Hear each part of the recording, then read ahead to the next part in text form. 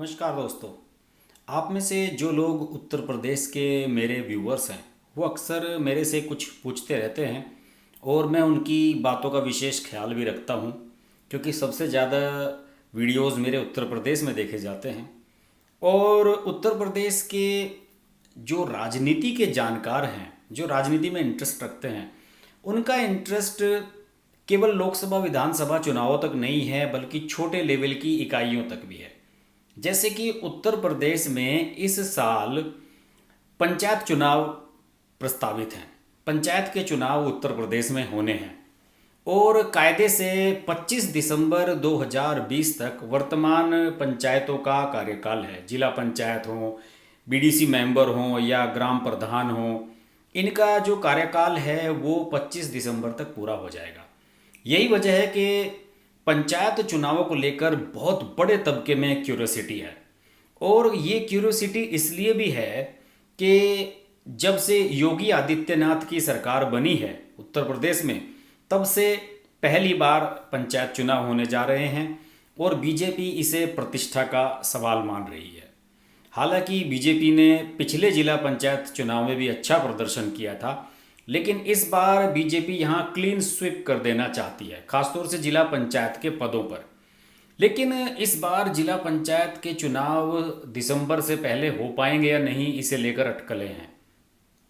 शासन सरकार उत्तर प्रदेश की और जो त्रिस्तरीय पंचायत का जो एडमिनिस्ट्रेशन है, जो व्यवस्था देखते हैं इसकी, उनकी अगर बात माने तो उनका कहना है कि उन्हें केवल मतदाता की जो सूचियां हैं उनका पुनरीक्षण ही करना है और ज़्यादा कुछ इसमें मशक्क़त नहीं करनी है।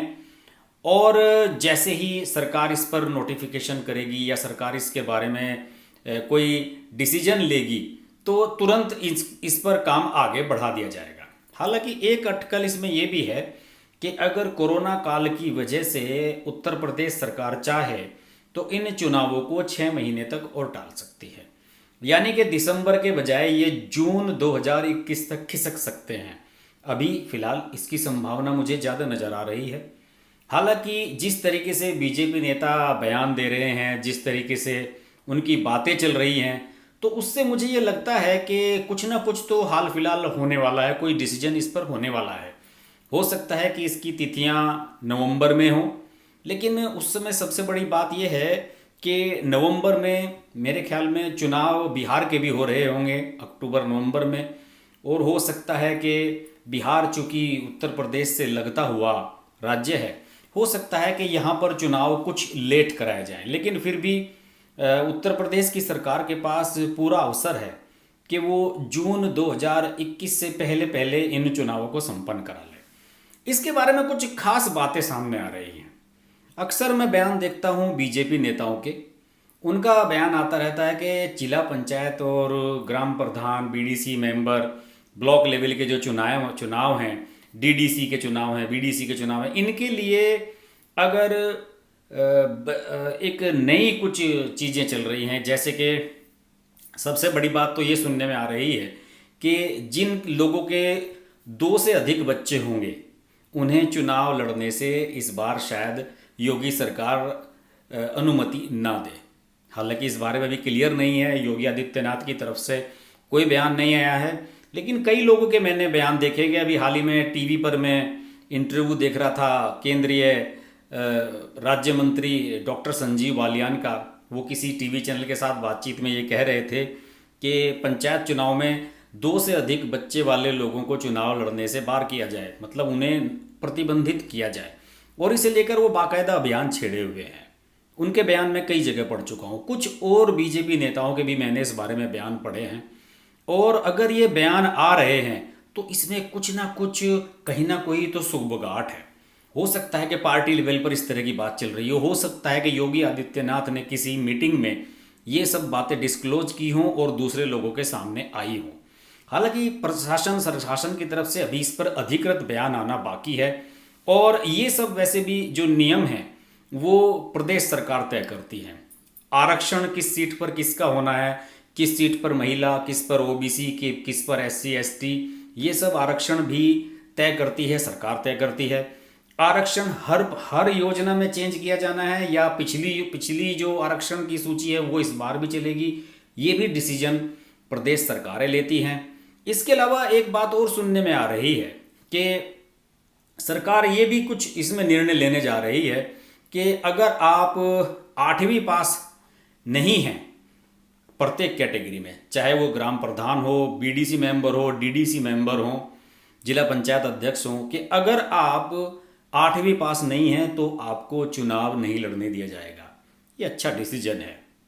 और आपको पता ही है कि महिलाओं के लिए आरक्षण पहले से ही है इन सभी में।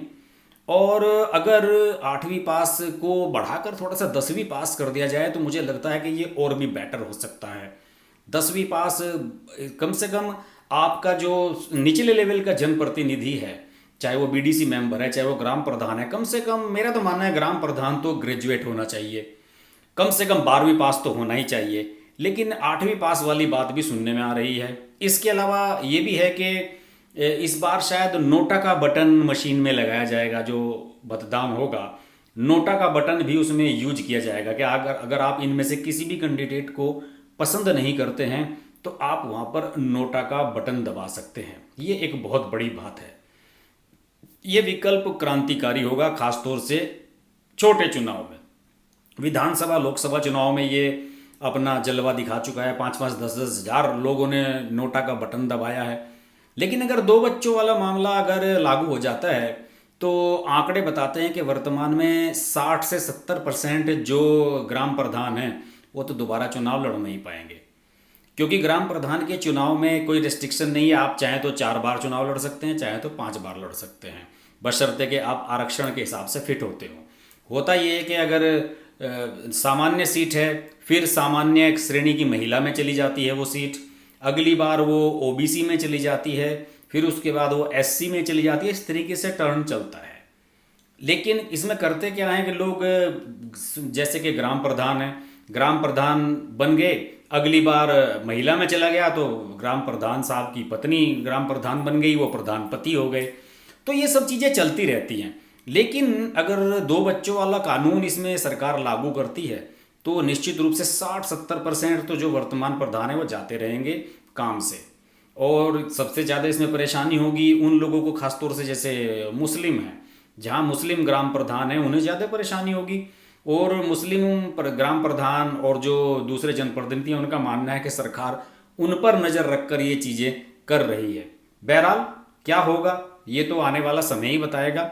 और फिलहाल जो इसके बारे में जानकारी मिल रही है, उसके अलावा जो अधिकारी पिछले 3 या उससे अधिक वर्षों से अपने गृह जिले में पोस्टेड हैं और चुनाव की प्रक्रियाओं से प्रत्यक्ष या अप्रत्यक्ष रूप से जुड़े हुए हैं, उन्हें हटाए जाने की बात भी सुनने में आ रही है।